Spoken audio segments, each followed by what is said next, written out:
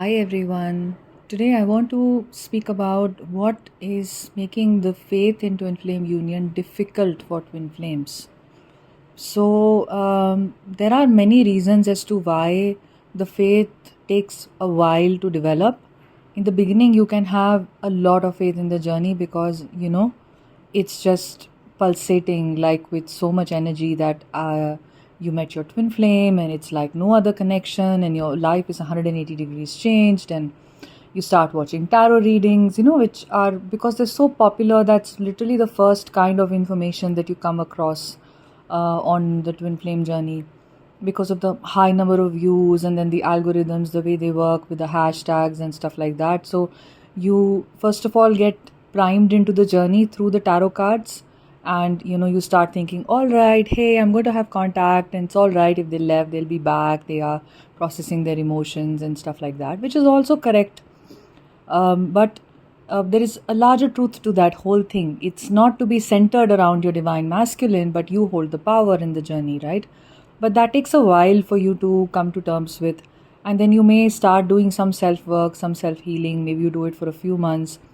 And then again, the tarot card readings will make you think, okay, now my self work is really working. But the problem is that it takes a long time, generally, because there are wounds, which are very deeply layered. But should you fret if it is taking a long time? By long time, I don't mean that it has to take multiple years, but why can't you give yourself some time for your healing? In all of your life, you have lived a life where you were appeasing someone or the other, and you were, attached to a certain kind of societal conditioning and the matrix way of acting all the time, always in an action mode. Is it not fair and necessary to give yourself some time and heal on multiple levels? On levels where you're already guided to, be healing at. For instance, healing at the level of your mind, your body, your soul, your energy. Is it not fair that you just take some time to do that and also appreciate that you are very powerful on your own? And as you are healing, your counterpart is healing with you in a different way, in the way that they need to heal in. So there is no rush. Always remember that. Don't be very urgent about it. Instead, just have faith and surrender. When you surrender, it really shifts. Now you're no longer blocking, that communication and that union from happening. But anyway, every journey is very unique because every person has their unique processes to go through. They have their own experiences which are unique, and they have their own blocks. There are many commonalities to the blocks of twin flames, but there is a lot of uniqueness to the awakening at the same time. So it is as unique as it is similar. You know, the processes that we utilize to heal can be very similar. Some processes are like, meditation, for instance, helps everyone. Doing your shadow exercises helps everybody, right? Sometimes wounding of childhood can be very, very common. Childhood trauma is commonly found among twin flames. So certain things are common, but at the same time, what your receptivity is, what your what your soul path is, how quickly you will heal, how entrenched you are in the 3D matrix, whether you've had previous spiritual awakenings or not, those make a lot of difference with regards to how you progress on this journey. Okay, so now I do want to just come back to why it is difficult to have faith. Now, when you're doing your inner work and you're not seeing signs in the outside, where you're expecting, according to tarot card readings that are like your navigational guide, that I'm going to have communication this full moon. This new moon, I will have this, and this time they are leaving this situation, and that situation is coming to be, and all of that. Based on that timeline, you create that urgency, and when that is not that situation does not reflect what you are expecting, the physical situation doesn't meet your expectation, you can get very disheartened. And when you get disheartened, that is when you lose faith in the journey. You can think, I'm just looping, I'm going in circles, I don't see any progress. If you stalk your divine counterpart or you communicate with them and they are still running away from you, you're not able to realize that you're still chasing. When you are in this energy of still trying to figure out when will it happen, there is still a chasing energy. When the truth of the situation is that in a healed space, you are very conscious towards your own life. The way you are looking after your body, your mind, your energy, the way you are operating, the people around you. Maybe you're getting more involved with the community around you. Instead of constantly focusing on your twin, why don't you focus on what you have instead of what you do not have yet in the physical? That is when you are truly in a place of surrender. Surrendering means that you have now released the pressure, the pressure which is created by the mind, by the ego. You've let it go, and now you've just shifted into the flow state. And you have a trust and a faith that it will come to be. But of course, this trust and faith gets jeopardized when we start to get obsessed with timelines. When we start to think if it hasn't happened till now, then it will not happen. Or another thing, that stops us from having faith in the journey is when we read the stories of other twin flames. When I'm going through understanding, okay, what happened to this twin flame couple or that twin flame couple, oh, this happened to them, that happened to them. Or I read comments on YouTube videos where people share the story about how disheartening their journey has been for them. Now, they have a right to share what they are going through, but sometimes when we share the sad stories which are not uplifting for us and definitely not uplifting for others who read, we can really create a negative snowball effect of sorts where let us say now if I'm making podcast videos and I'm speaking of positive content, right? I encourage you to have faith and to do your shadow work, and we explore some esoteric concepts, and I share my experiences as they automatically flow, and we make sense of the twin flame journey and all of that in a more uplifting, positive, in a way which is focused on clarity, but not something which is focused on bringing people down. Now, I remember that, some time back, like maybe last year or something, there were channels that I used to come across which used to speak very negatively of twin flames. Like one channel spoke of how it is an illusion, or the narcissistic relationship is called a twin flame relationship, or how you can get out of the trap of the twin flame journey. So that channel also had many followers, and they had like many people subscribing, and many people commenting and saying, yeah, I want to get out of this. So see, everybody can have their kind of audience, right?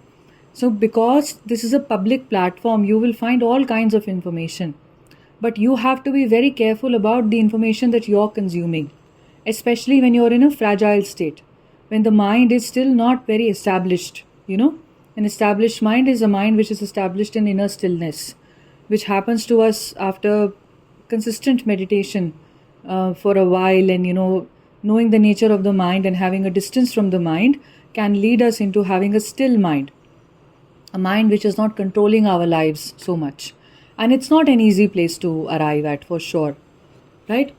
So the point is that when we share negative stories with other people, that, oh, this happened to me, see, everybody will have a few, at the very least, 7 or 8 negative instances to share about their twin flame journey if they choose to.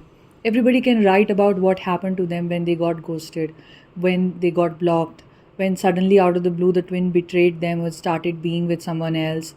Everybody can share that. But look at the impact that it will have on somebody else who is on their journey, right? Instead, I don't want to censor what you're commenting, not here, at least not on my channel or anywhere else, but just as life, always think that the impact you can have on other people can be very, very powerful. So for instance, like they say, a smile can travel a mile or something. I remember this is what I came across in school, when I was in school.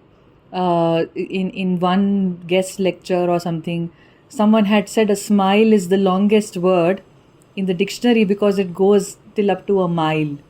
So this is such a beautiful thing. Let us say you're just going out and about, and you smile at a stranger, all right? Maybe the stranger did not have a good day. Maybe, she did not feel very beautiful that day. And you smiled at her in a warm way, in a nice way. She'll feel good, and she'll feel like, she was liked by somebody, that existence likes her because somebody else acknowledged her, and somebody else really, appreciated her just the way she was. So it'll make up her day. It'll make her day in a wonderful way, and maybe she will then be nice to someone that she may have otherwise been bitter to somebody. Then she'll go and be nice to somebody else, and then that somebody else will also pay it forward, and they will also try to be nicer to other people. Okay? So basically, what are we doing, and what are we exactly learning from this? So can you notice how it has a beautiful multiplier effect? And this is why a smile can travel a mile, right? So similarly, whenever we are, socially going out into the world, we should try to go in a way which is it is, beautiful. If we have any anger or pain or sadness inside of us, we should heal it in our private spaces, connecting with God, connecting with our guides, journaling it out, making sense of it, giving ourselves the compassion that we are expecting from life, from other people. And after having healed it, what we should do is that as we step forward, we should still try to have a positive impact on others. You would have all experienced in jobs that a boss who's angry can spoil the entire, atmosphere. Any manager that you're reporting to, how difficult and painful it is if the manager has a bitter way of being and is moody or is just too full of himself or herself, and thus can spoil the way in which the employees also work. So these are all experiences that as twin flames, if we go through it as people who are awakening and who are spiritually ascending, it is very well within our ambit and our responsibility that we always spread something beautiful in the world, being like a flower, who goes into the world. And I don't mean to sound moralistic or, prescriptive, or like somebody who's giving you any knowledge or information like about how you should be, but just look at what you would like to receive, as Christ said that love thy neighbor as thyself. So treating your neighbor, as you are treating yourself, as how you would like to be treated is how you should treat others. So similarly, the kind of information that you would like to read is what you should share. So you can share, if on any kind of a public platform, whether it's your website, your blog post, your Facebook, Instagram, your YouTube commentary, or anything, you can always share helpful things like, oh, you know what, I did this particular thing and it really helped me, or just have faith and surrender, and this will happen. I have faith, and I was struggling but I overcame it. This is much, much, much better. It's much more potent. Look at the footprint that you're leaving. This is your footprint. We take social media for granted, but this is the place in which you're now leaving your footprint, right? It's a technology. When earlier we did not have this technology, it would, we would be more conscious about what we would say and, how we would be, because this was all happening in the physical world, so it was more tangible. Now we think it's not tangible. I wrote something bad on the internet and I don't care what happens to it. But then 100,000 people read it in the next 2 years, right? And then what kind of an impact did it have on them? Subliminally, what kind of an impact did I generate for that content? Today also, we read what the Buddha had to say, right? So many people are quoting the Buddha and still it is making sense. You could just be going by a restaurant, and if somebody has a quote by the Buddha, today also, thousands of years later, 2500 years, more than that, years after also, when we read, one line by the Buddha, we are immediately uplifted. Similarly from the Gita, anything, wonderful and amazing, just 2 lines from the Gita will immediately change your perspective about life. How powerful are these texts? Think about it. And how powerful is the impact that these beings had, that Krishna had, that Buddha had, or that, today's enlightened beings are having on people, or the enlightened beings of the last century, the last few centuries of 1,000 years ago, of 2,000 years ago. You can still read something from the, the Bible, or any of, your religious scriptures which is based on love, and it will immediately just uplift you. And you will immediately just think, wow, right? This is just how powerful it is. So similarly, who says you are not divine? You're also equally divine, right? When you're equally divine as any of the gods, right? When you have the whole blueprint of divinity within you, this is what your twin flame journey is. You're not trying to create a separation from the divine and say, I am less than the divine. But eventually you are reaching a point where you realize the divinity lies within you, that you're equally divine, right? So only when you believe that you're divine can, you feel that you deserve your twin flame. A lot of the divine feminines have this block that they don't deserve their twin because they don't feel divine enough. There are wrong belief systems within which don't allow us to feel divine, right? So this is an important part of the process. So the point is that whenever you, from your part, on your side, whenever you are commenting on anything, ensure that the comment that you leave on any platform, whether Facebook, Instagram, whatever, YouTube or anything on the social media, make it positive, make it uplifting, make it educational for people, something that touched you, just share that.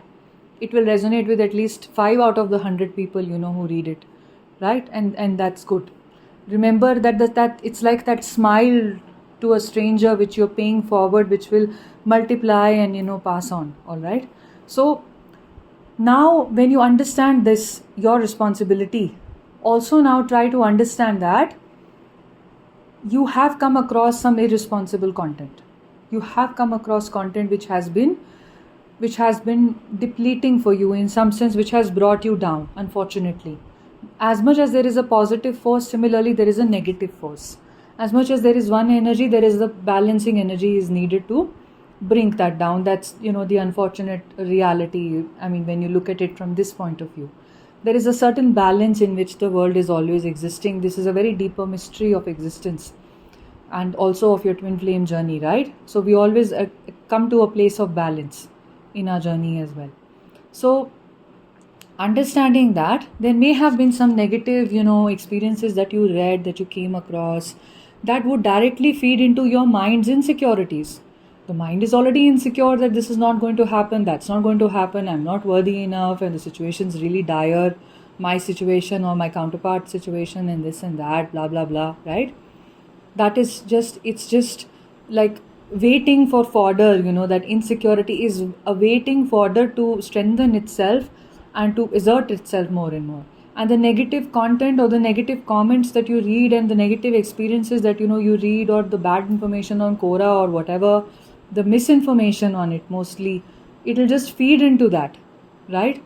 Whom should you listen to? If you're listening to spiritual truths, only listen to the spiritual truths of enlightened beings. Okay? If you're trying to, if you're not convinced about somebody's clarity, then don't listen, including my own. So just the takeaway from this is that don't get disheartened by the negative things that you read about twin flame journey. They are going to impact the faith that you can have on this journey. Don't get impacted by any negative tarot card readings. I've already made a couple of podcast videos on this, that how sometimes getting a reading can throw you off your path. And that does not, take into consideration how powerful you are as a being.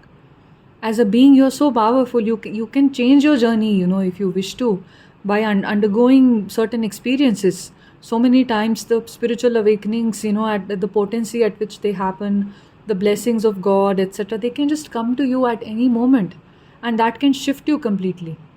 So you always should have that room for free will, which predictions, will not necessarily always account for. There are so many timelines you can choose from. Your free will is so potent. All right. And as a being who is becoming conscious, you're anyway overriding, your perception of life, which is your karma. So you are getting on top of that, karmic way of acting, responding and all of that. And now you're consciously choosing to respond differently. When you're anyway doing that, you're anyway setting the ball rolling for a different future for yourself. The more you are in the present moment, the more your future will also look different. The more you continue to be in your mind, the future will look like the past. So your conscious awareness makes a lot of difference to this journey. And this is why your faith should not be threatened by the negative stuff that you read or you hear about, or that somebody has predicted for you or something of that sort. Just know you have the power. You have the power. And the biggest, contribution of a twin flame journey in our lives is self-empowerment. It is to bring you out of those patterns that you have been repeating constantly and the kind of support that you feel on this journey of your divine counterpart, of everybody, of the spirit guides, of your guru, of the divine, it multiplies. It's absolutely, multiplicative. And the perception that you have towards the support would have always been there. But now the perception of the support is stronger than ever. So utilize that. You are on the twin flame journey. You are on a very fast ascension path. Your soul has decided to unite. Your ego may say, no, it's not possible. What do you have to do? Remind yourself, my soul wants to unite. This is a fact. If this doesn't seem like a fact to you, connect with your spirit guides and ask them, what is going to happen? Does my soul want union or no? Don't listen to anybody else's predictions. Nobody is supposed to tell you anything. Whatever be your situation or your counterpart's situation, it's your wisdom. And it's the wisdom of your higher self, the wisdom that comes to you from other dimensions. Only that can guide you. Okay? So have faith in that. Rather than trying to look for answers here and there and, making conclusions about how my twin flame journey is very difficult and I can't unite or blah, blah, blah and this and that because I saw this reading and that reading and I spoke to this person, my situation is dire, I saw all of these comments. This cumulative, this negative, feedback, the negative feeding is cumulatively impacting you unconsciously. It is sitting in your brain and you don't even know why you feel badly about your twin flame journey. Thanks to all of this. Trust me. If you were just, listening to positive content and you were only reading positive comments about healing and, reconnections and all of that and, that is all you ever read, you would have been much more at peace with your journey and you would be focusing, on your shadow side and doing your healing and all of that, which is naturally coming to you anyway. All right? So it's just that. So this is why faith gets shaken on the journey, but it's a normal process. Even if your faith right now is shaken, it's okay. Take this as an indication. If you have come across this, if this has resonated with you, then know that restore your faith in the journey and in your union. All right?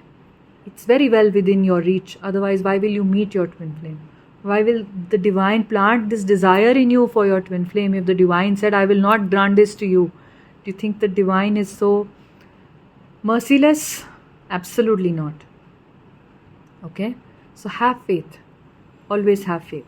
Faith is essential. And speaking of this, my name actually in English means faith. So that's interesting. And so just sending you lots of love. If you feel guided to book a one-on-one session, my email address is imacompletelife@gmail.com. So the session works in 3 parts. First of all, I will be asking you for some background on specific areas, and then we will have about a 90-minute session. And we also learn a certain practice besides the discussion that we have, the questions, that you may have on the journey, some clarification, discussion, and my inputs, on where I see your problems, your blocks can lie at the moment, where you need to work on at this stage of your journey right now, where you're at. And through this exercise, we learn to connect with our deeper self. So that's an exercise that you take home and you also can practice it, in your own time. And then I send you a detailed email about the kind of inner work that you are meant to do. So if you feel guided towards it, my email address is, like I said on your screen, imacompletelife@gmail.com. You can write to me, and I will see you in the next podcast video. Sending you lots of love. Bye.